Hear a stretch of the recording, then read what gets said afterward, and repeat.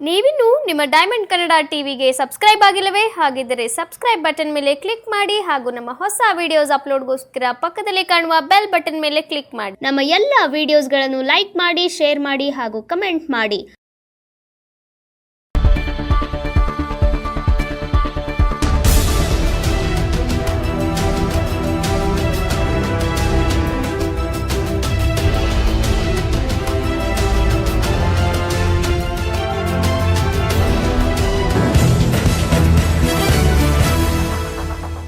ಗುರುವಾಗಿ ನಮ್ಮೆಲ್ಲರಿಗೂ ಆರಾಧ್ಯ ದೈವವಾಗಿರ್ತಕ್ಕಂಥದ್ದು. ಗ್ರಾಮದಿಂದ ಹಿಡಿದು ದೇಶದ ಎಲ್ಲೆಡೆಯ ವಿಚಾರಗಳನ್ನ ಸಂಕೀರ್ಣಗೊಳಿಸಿ ತಮ್ಮ ಒಂದು ಪದಗಳ ಜೋಡಣೆಯಿಂದ ಖಡ್ಗಕ್ಕಿಂತ ಲೇಖನಿ ಹರಿತ ಎಂಬ ಒಂದು ತತ್ವದೊಂದಿಗೆ ಇಲ್ಲಿನ ಎಲ್ಲ ಒಂದು ಬಂಧುಗಳು ಆಗಮಿಸಿದ್ದೀರಿ.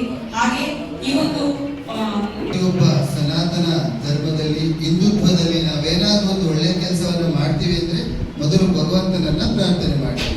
ನಮ್ಮ ಎಲ್ಲ ಸಂಕಷ್ಟಗಳನ್ನ ಕಳೆದು ಸನ್ಮಂಗ ಶೃಂಗಾತೀರ ವಿಹಾರಿಣಿ ಶೃಂಗೇರಿ ಪುರವಾಸಿನಿ ಶಾರದ ಮಾತೆ ಮಂಗಳದಾತೆ ಶಾರದ ಮಾತೆ.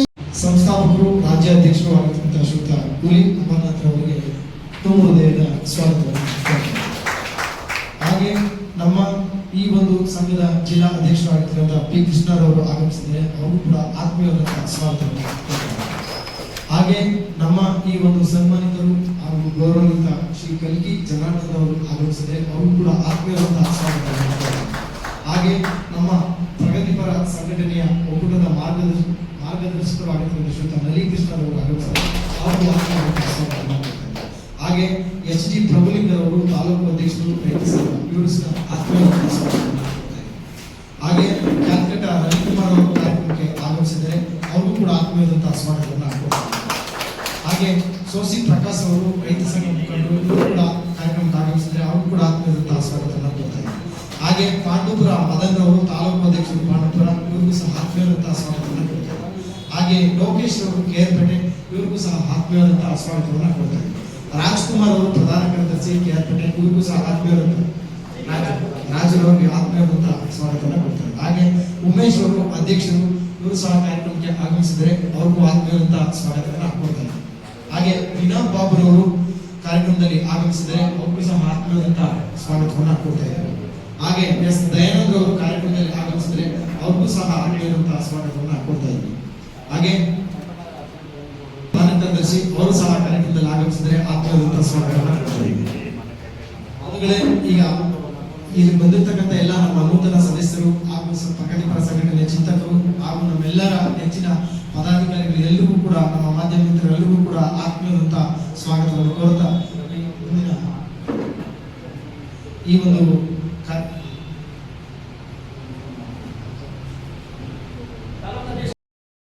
ಯೋಗೇಶ್ ರವರು ತಾಲೂಕು ಕಾರ್ಯನಿರತ ಪತ್ರಕರ್ತರ ಸಂಘದ ನೂತನ ಅಧ್ಯಕ್ಷರಿಗೂ ಕೂಡ ಆತ್ಮೀಯವಾದಂತಹ ಸ್ವಾಗತ. ಹಾಗೆ ನಮ್ಮ ತಾಲೂಕು ಉಪಾಧ್ಯಕ್ಷರಾಗಿರ್ತಕ್ಕಂಥ ಮಾಧವನವರು ಅವ್ರಿಗೂ ಕೂಡ ಆತ್ಮೀಯವಾದಂತಹ ಸ್ವಾಗತವನ್ನು ಕೊಡ್ತಾ ಇದ್ದೀನಿ.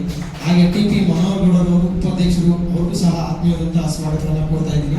ಹಾಗೆ ಶ್ರೀಮತಿ ಕವಿತಾ ವೈದ್ಯಶ್ರೀ ಅವರು ಖಜಾಂಚಿ, ಅವ್ರಿಗೂ ಸಹ ಆತ್ಮೀಯವಾದಂತಹ ಸ್ವಾಗತವನ್ನು ಕೊಡ್ತಾ ಇದ್ದೀನಿ. ಹಾಗೆ ಶ್ರೀ ರಾಜಶೇಖರ್ ಅವರು ಕಾರ್ಯದರ್ಶಿ, ಅವ್ರಿಗೂ ಸಹ ಆತ್ಮೀಯ ಸ್ವಾಗತವನ್ನು ಕೊಡ್ತಾ ಇದ್ದೀನಿ. ಶ್ರೀ ನಾಗೇಂದ್ರ ಅವರು ಸಹ ಕಾರ್ಯದರ್ಶಿ, ಅವ್ರಿಗೂ ಆತ್ಮೀಯವಾದಂತಹ ಸ್ವಾಗತವನ್ನು ಕೊಡ್ತಾ ಇದ್ದೀನಿ. ಹಾಗೆ ಶ್ರೀ ಜನಾರ್ದನ್ ಪೂಜಾರಿ ಅವರು ಸಂಘಟನಾ ಕಾರ್ಯದರ್ಶಿ, ಅವ್ರಿಗೂ ಸಹ ಆತ್ಮೀಯವಾದಂತಹ ಸ್ವಾಗತವನ್ನು ಕೊಡ್ತಾ ಇದ್ದೀನಿ. ಅವಿನೇಶ್ ಅವರು ಸದಸ್ಯರು, ಅವ್ರಿಗೂ ಆತ್ಮೀಯ ಸ್ವಾಗತ. ಶ್ರೀ ಜಗದೀಶ್ ಅವರು ಸದಸ್ಯರು, ಅವ್ರಿಗೂ ಸಹ ಆತ್ಮೀಯವಾದಂತಹ ಸ್ವಾಗತ. ಲೋಕೇಶ್ ಅವರು ಸದಸ್ಯರು, ಅವ್ರಿಗೂ ಆತ್ಮೀಯವಾದಂತಹ ಸ್ವಾಗತ. ಶ್ರೀ ಗಿರೀಶ್ ಅವರು ಸದಸ್ಯರು, ಇವರಿಗೂ ಸಹ ಆತ್ಮೀಯವಾದಂತಹ ಸ್ವಾಗತ. ಶ್ರೀ ಮನೋಜ್ ಅವರು ಸದಸ್ಯರು, ಇವರಿಗೂ ಸಹ ಆತ್ಮೀಯವಾದಂತಹ ಸ್ವಾಗತವನ್ನು ಕೊಡ್ತಾ ಇದ್ದೀನಿ. ಹಾಗೆ ಶ್ರೀ ಹಿರೇಗೌಡರವರು ಸದಸ್ಯರು, ಇವರಿಗೂ ಸಹ ಆತ್ಮೀಯವಾದಂತಹ ಸ್ವಾಗತವನ್ನು ಕೊಡ್ತಾ ಇದ್ದೀನಿ. ಶ್ರೀ ದೇವರಾಜರವರು ಸದಸ್ಯರು, ಆತ್ಮೀಯವಾದಂತಹ ಸ್ವಾಗತವನ್ನು ಕೊಡ್ತಾ ಇದ್ದೀನಿ. ಹಾಗೆ ನಮ್ಮ ಅನಿಲ್ ರವರು, ಅವ್ರಿಗೂ ಸಹ ಆತ್ಮೀಯವಾದಂತಹ ಸ್ವಾಗತವನ್ನು ಕೊಡ್ತಾ ಇದ್ದೀನಿ. ಹಾಗೆ ಈಗಷ್ಟೇ ನಮಗೆ ಕಾರ್ಯಕ್ರಮಕ್ಕೆ ಆಗಮಿಸಿದಂಥ ಮದ್ದೂರಿನ ಖ್ಯಾತ ಪುರೋಹಿತರಾದಂತಹ ಶ್ರೀಯುತ ರಾಘವೇಂದ್ರ ರಾವ್ ಅವರು ಬಂದಿದ್ದಾರೆ, ಅವ್ರಿಗೂ ಸಹ ಆತ್ಮೀಯವಾದಂತಹ ಸ್ವಾಗತವನ್ನು ಕೊಡ್ತಾ ಇದ್ದೀನಿ. ಹಾಗೆ ನಮ್ಮ ಸದಸ್ಯರು ಶಿವರಾಜ್ ಮರಳಿಗ ಆಗಮಿಸಿದರೆ ಅವ್ರಿಗೂ ಸಹ ಸ್ವಾಗತವನ್ನು ಕೊಡ್ತಾ ಇದ್ದೀನಿ. ಹಾಗೆ ಶ್ರೀಯುತ ನಟರಾಜ್ ಜೆಟ್ಟಿ ಅವರು ಕೂಡ ಆಗಮಿಸಿದರೆ ಅವ್ರಿಗೂ ಆತ್ಮೀಯವಾದಂತಹ ಸ್ವಾಗತವನ್ನು ಕೊಡ್ತಾ ಇದ್ದೀನಿ. ಹಾಗೆ ನಮ್ಮ ಜಿಲ್ಲಾ ಘಟಕ ದಯವಿಟ್ಟು ಶ್ರೀ ರಾಘವೇಂದ್ರ ಅವರು ದಯಮಾಡಿ ಆಗಮಿಸಬೇಕಂತ ಕೇಳಿಕೊಳ್ಳುತ್ತೇವೆ. ಕಾರ್ಯಕ್ರಮಕ್ಕೆ ಆಗಮಿಸಿರ್ತಕ್ಕಂಥ ಪ್ರತ್ಯಕ್ಷವಾಗಿ ಪರೋಕ್ಷವಾಗಿ ಯಾರ್ಯಾರು ನಮ್ಮ ಸಂಘದ ಸದಸ್ಯರಿದ್ರಿ ಹಾಗೂ ಎಲ್ಲರಿಗೂ ಕೂಡ ಆತ್ಮೀಯವಾದಂತಹ ಸ್ವಾಗತವನ್ನು ಕೋರ್ತಾರೆ.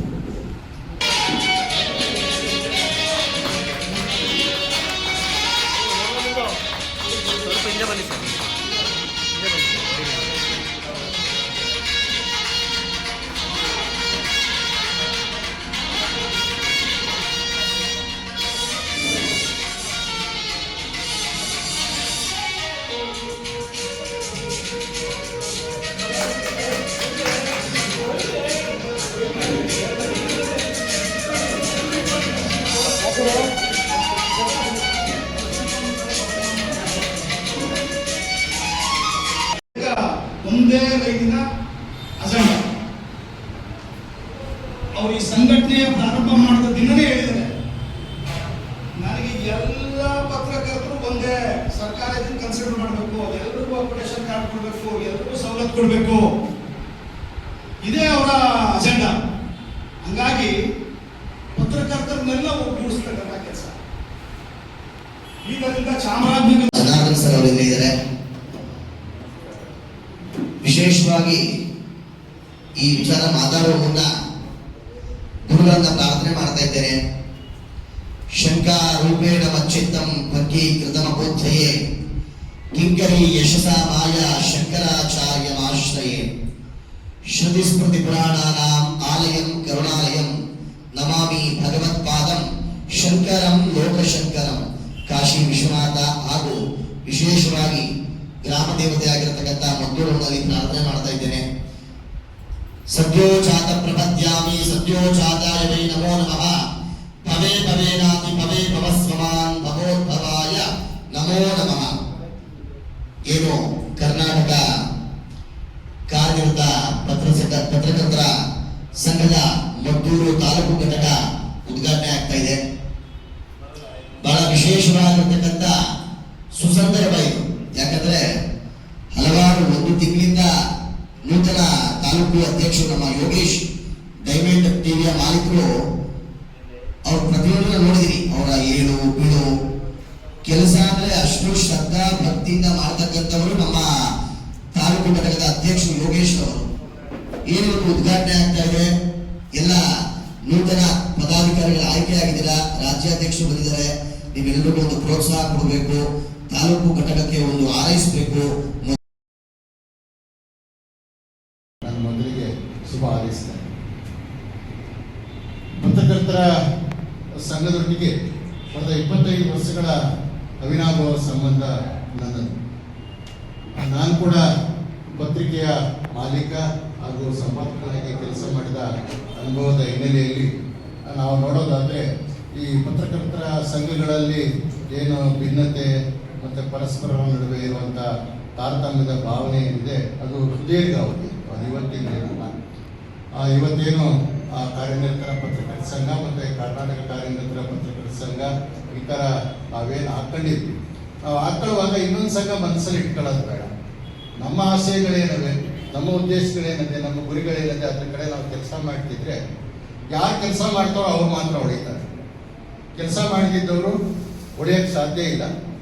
ನಮ್ಮ ಕೆಲಸಗಳು ನಮ್ಮ ಪ್ರಾಮಾಣಿಕತೆ ಅಷ್ಟೇ ನಮ್ಮನ್ನು ಐಡೆಂಟಿಟಿ ಮಾಡಬೇಕೇ ಹೊರತು ನಮ್ಮ ಐಡೆಂಟಿಟಿ ಕಾರ್ಡ್ಗಳು ಸಮಾಜದಲ್ಲಿ ನಮ್ಮನ್ನ ಯಾವತ್ತಿಗೂ ಗುರುತಿಸಲಾರ. ಅವ್ರಿಗೆ ಹೆಚ್ಚಂದ್ರೆ ಈ ಥರದ ಒಂದು ಕೊಠಡಿಗೆ ಅವಕಾಶ ಸಿಗಲಿಕ್ಕೆ ಮಾತ್ರ ಆ ಕಾರ್ಡ್ ಉಪಯೋಗ ಆಗ್ಬೋದು. ಅದಷ್ಟೇ ಇದೆ.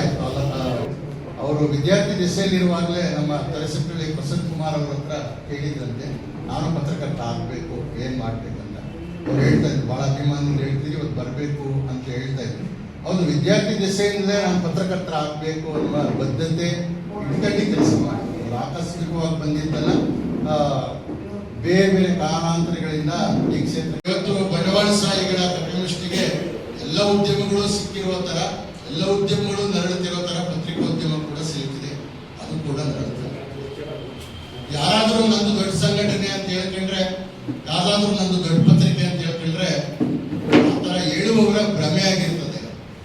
ಇವತ್ತು ಪ್ರಜಾವಾಣಿ ಅಂತ ಪತ್ರಿಕೆ ಅಥವಾ ದೊಡ್ಡ ದೊಡ್ಡ ಟಿವಿಗಳೇನವೆ, ಆ ಎಲ್ಲ ಟಿವಿಗಳ ಸುದ್ದಿಯನ್ನ ನಾಳೆ ಇದೇ ಬರಬೇಕಂತ ನಿರ್ಧರಣೆ ಮಾಡ್ತಿರೋದು ಬಂಡವಾಳ ಸಾಹಿತ್ಯ. ಬರೀ ಸುದ್ದಿ ಅಷ್ಟೇ ಬಂದಿದ್ರೆ ಪರವಾಗಿರಲಿಲ್ಲ. ದೊಡ್ಡ ದೊಡ್ಡ ಪತ್ರಿಕೆಗಳು ಇವತ್ತೇನು ಮುಖ್ಯಮಂತ್ರಿ ಮಾತಾಡ್ತಾರೆ, ಮುಖ್ಯಮಂತ್ರಿ ಮಾತಾಡ್ತಾರೆ, ಮಂತ್ರಿಗಳು ಮಾತಾಡ್ತಾರೆ. ಚಳವಳಿ ಮಾಡುವಾಗ ಉದಯ ಟಿವಿಗೆ ಇಲ್ಲಿಂದ ಕ್ಯಾಸೆಟ್ ಬಸ್ಸಲ್ಲಿ ಆಗ್ತಿದ್ದ ಕಾಲ ಇತ್ತು. ಎಲ್ಲ ಕಾಲಗಳು ಹೋಗದೆ ಇವಾಗ ಯಾರು ಕಾರ್ಯಕ್ರಮ ಮಾಡ್ತಾರೋ, ಯಾರು ಉದ್ಘಾಟನೆ ಮಾಡ್ತಾರೋ ಅವ್ರು ಸೋಷಿಯಲ್ ಮೀಡಿಯಾ ನೋಡ್ಕೊಳ್ಳೋ ವ್ಯಕ್ತಿ ಪತ್ರಿಕೆಗೆ ಸುದ್ದಿ ಬರೀತಾನೆ, ಆತನೇ ಹೆಡ್ಲೈನ್ ಕೊಡ್ತಾನೆ, ನಾಳೆ ಬಂದಿದೆಯಾ ಅನ್ನೋದನ್ನ ಖಾತ್ರಿ ಮಾಡಬೇಕು. ಅದು ಹಾಕಿದ್ರೆ ಮಾತ್ರ ನಾಳೆ ಅವನಿಗೆ ಜಾಹೀರಾತುಗಳು ನೆರವೇರುವ, ಇಲ್ದಿದ್ರೆ ಜಾಹೀರಾತುಗಳು ಬರೋದು.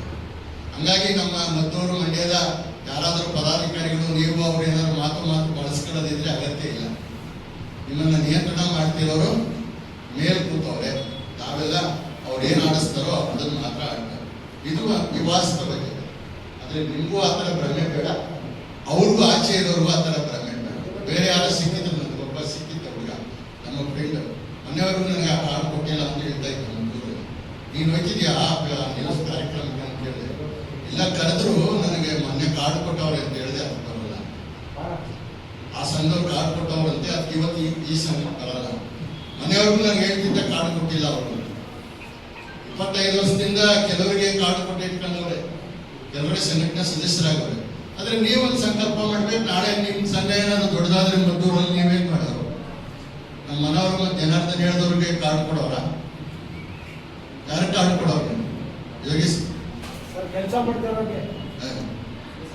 ಅದು ಬಂದಂತೆ ಇವತ್ತು ಏನ್ ನಿಮ್ದು ಉದ್ಘಾಟನೆ ಆಗೋದಲ್ಲ, ಅವ ಚಿಕ್ಕವ ದೊಡ್ಡವ ಮುಖ್ಯ ಇಲ್ಲ. ಯಾರಿಗೆ ಪತ್ರಿಕೆಯಲ್ಲಿ ಕೆಲಸ ಮಾಡ್ತಾರೆ ಅವ್ರು ಕಾರ್ಡ್ ಕೊಡ್ತೀವಿ ಅನ್ನೋ ಸಂಕಲ್ಪ ಇವತ್ತಿಗೆ ನೀವು 17 ಜನ ಪದಾಧಿಕಾರಿ ಇದ್ದೀರಿ, ನೀವು ನಿರ್ಣಯ ಮಾಡಿ. ಇಲ್ಲಾಂದ್ರೆ ಅತ್ತೆ ಸೊಸೆ ತರ ಆಗ್ಬಿಡ್ತದೆ. ನಮ್ಮತ್ತೆ ನನಗೆ ಅಕ್ಕಿ ಲೆಕ್ಕ ಕೊಡ್ತಾ ಇದ್ದು, ನೀನು ನನ್ನ ಹತ್ರ ಕೇಳಿ ಅಡುಗೆ ಮಾಡ್ಬೇಕು ಅಂತ ಸೊಸೆ ಅತ್ತೆ ಹೇಳ್ತಾಳಲ್ಲ, ಆ ತರ ಆಗ್ಬಿಡೋದು. ನಾನು ಎಷ್ಟು ಕಷ್ಟಪಟ್ಟು ಹುಲಿ ಅಮರನಾಥ್ ಅವ್ರ ಸಂಪರ್ಕ ಮಾಡಿದ್ದೀನಿ, ನಾನು ಮದ್ದೂರ್ಗೆ ಸಂಘ ತಂದೀವಿ, ಈಗ ಸಿಕ್ಕಾಪಟ್ಟೆ ಕಾರ್ಡ್ ಕೊಡೋಕ್ಕಾಗಲ್ಲ ಅಂದ್ರೆ ಆಯ್ತದ? ಹಂಗಾಯ್ತದ? ಆಗಲ್ಲ. ಆ ಕಾರ್ಡಿಂದ ಏನು ಮುಖ್ಯ? ಇವತ್ತು ಪತ್ರಿಕೋದ್ಯಮ ಬಹಳ ಅಪಾಯ ಸ್ಥಿತಿಯಿಲ್ಲದೆ. ಇವತ್ತಿನ ಜಲವಂತ ಸಮಸ್ಯೆಗಳ ಕುರಿತು ಬರೀಬೇಕಂತ ಹೇಳಿದ್ರೆ 2 ಸಲ ಯೋಚನೆ ಮಾಡೋ ಸ್ಥಿತಿ ವರದಿಗೆ ಆಗ್ತದೆ. ನೀವು ಕೊಟ್ಟರು ಅಲ್ಲಿ ಪ್ರಕಟ ಆಗೋದು ಬಹಳ ಕಷ್ಟ. ಸುದ್ದಿಗಳು ಯಾವ ಆಗಬೇಕು, ಯಾವ ಪ್ರಕಟ ಆಗಬಾರ್ದು ಅನ್ನೋದು ಮೇಲಿನಿಂದ ನಿರ್ಣಯ ಆಗ್ತದೆ, ಕೆಳಗಿನಿಂದ ನಿರ್ಣಯಗಳು ಆಗ್ತಾ ಇಲ್ಲ. ಇದಿಷ್ಟು ವಾಸ್ತವದ ಸ್ಥಿತಿ.